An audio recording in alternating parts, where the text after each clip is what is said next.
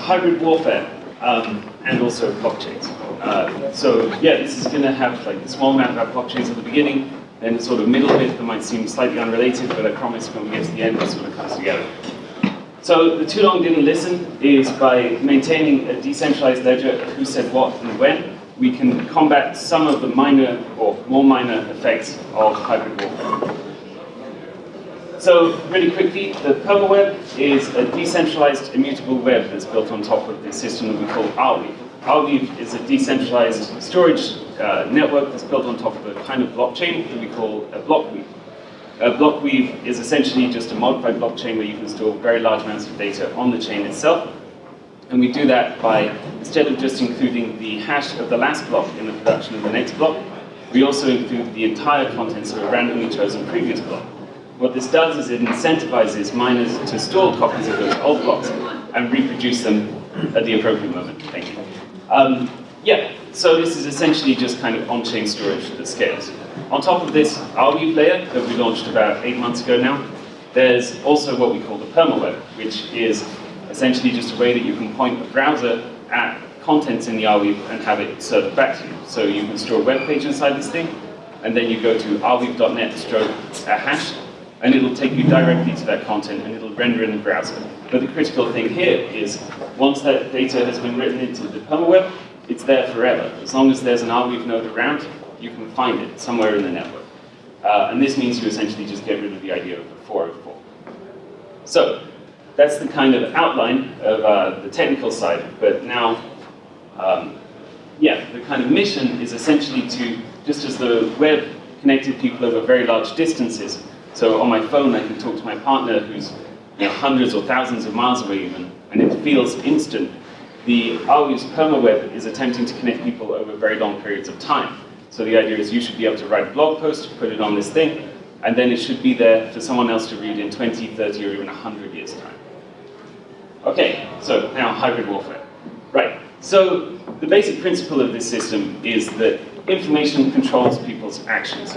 So the way the world actually is basically irrelevant to the way that people act. If you, for example, are someone that has this sort of genetic disorder that means that you can't feel pain, if you put your hand on top of like a stove, a hot stove, you won't get any information about the fact that that's a problem. So you simply won't act. But if you're like most normal people, you will feel this pain and you'll move your hand very quickly. Or perhaps you're not aware that your president is embezzling money from the military budget, and so maybe you'll vote for them again. But maybe if you do know that, you won't vote for them again. Again, information controls people's actions. So hybrid warfare is the kind of meta-abstraction of this, and its use inside the control of territory. So the idea is that basically, by controlling what people think, you can control how they act, and by controlling how they act, you can take over large areas of countries without having to perform much what you would call kinetic warfare, so actually shooting at people. Yeah, and so this is a kind of, I guess, modern innovation, unfortunately, which has sprung forth in the last 10 years or so, and started, yeah, the first time it was properly used was actually in Ukraine, and then it also shows up in Syria and many other places. So we see it now a lot in proxy wars around the world. So the fundamental way that this works is that you are a tiny dot in a very, very large ocean of potential information, right? So you walk around the world and you can kind of verify approximately what's happening in your local area. And this is something that you can do in a way that you trust your senses enough to know. But the problem is that after the sort of globalization period, the rest of the world matters an awful lot more to us now than it did before. So before the Industrial Revolution, you might have lived as part of a tribe, perhaps, right? And it didn't really matter to you very much what happened outside of that tribe, and you could verify most of that. So this idea of trust wasn't so important. But after we sort of started the process of globalization, the things that happened outside of your local vicinity became more and more important, and people became more and more connected over long distances. So like this morning, I woke up and I checked BBC News to find out what was happening with Brexit in my country.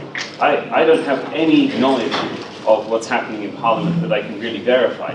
I just have to trust someone that, yeah, okay, what I'm reading is actually the truth. And that's highly open to manipulation. So one of the ways that this happens, or happened recently actually, was in the India-Pakistan Kashmir standoff about 3 or 4 weeks ago. There were a lot of social media signals going on there. So there were people with social media accounts, and they were just posting, "Hey, I hear bombs in this area," and so on. But nobody really knew who to trust. And what humans typically do is they just trust whatever they hear, which is a pretty major problem. So one of the key techniques that's used in this hybrid warfare mechanism is to sow ambiguity and confusion.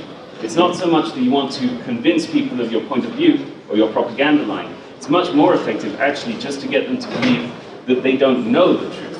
Expose them to multiple potential truths that they can't discern the difference between. And then you do this, you essentially make effective action impossible. So a very simple example of this is when these guys appeared in eastern Ukraine in 2014. They weren't wearing insignias on their arms, which is typical. And the international community reacted to this as if it was very unsure who exactly these people were representing.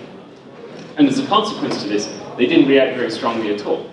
And it was simply this basis of confusion. And now we look back on this and say, okay, well, it's kind of obvious what was going on. But it was the small amount of confusion that they were able to sow that, essentially led to the limited reaction and subsequently the control over a pretty large area of territory without very many shots being fired comparatively.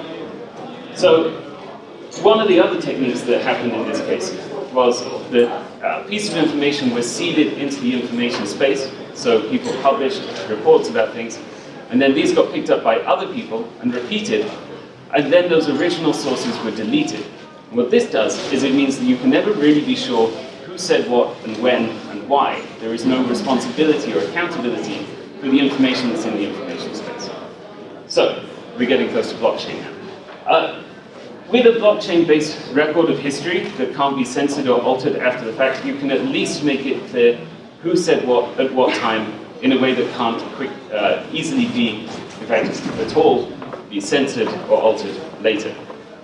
So this actually happened in practice with the Arweave back with the Kerch Strait incident in, I think it was late November it started. So some Russian boats started ramming some Ukrainian boats, and it was sort of unclear what was going on. But members of the Arweave community were out archiving all of the original sources that came out. So they archived the first Russian-backed propaganda channel's statement in English, for example, which is kind of important because that's the message that they want to transmit to the rest of the world, not to a local audience. And subsequently, the line that they want to kind of shape the international response to these sorts of things, as well as the foreign ministries' statements on the issue. So here was the Sputnik article, the first one I mentioned. And this was stored on the Arweave, luckily, because then a month and a half later, it disappeared from the original net. And we think that the reason for this was because it actually had a pretty pro-Ukrainian stance for something to come out of Sputnik, but it's kind of hard to tell. But the important thing is, if you go to this address on the Arweave, so you put arweave.net/this, you will always get an original copy of that data that they try to put out into the information space in order to change the way that people acted. And when you go to the Arweave block explorer here, you can see that this is now buried under nearly 80,000 blocks, each of which have a very large proof of work. So to go back and to censor this at this point would be basically impossible. It's also spread globally around the world in, I think, 50 or 60 different countries. So if you were to try and delete this information, you'd have to go and coerce people in basically 60 different jurisdictions. It's pretty much impossible. So yeah, if you're the kind of person that is interested by the propaganda you read, and you find something you like, or want to make sure that you can remember in the future without it being altered or lost, you can download the Arweave web extension, get some free tokens, and just start archiving interesting web pages you find. Thank you.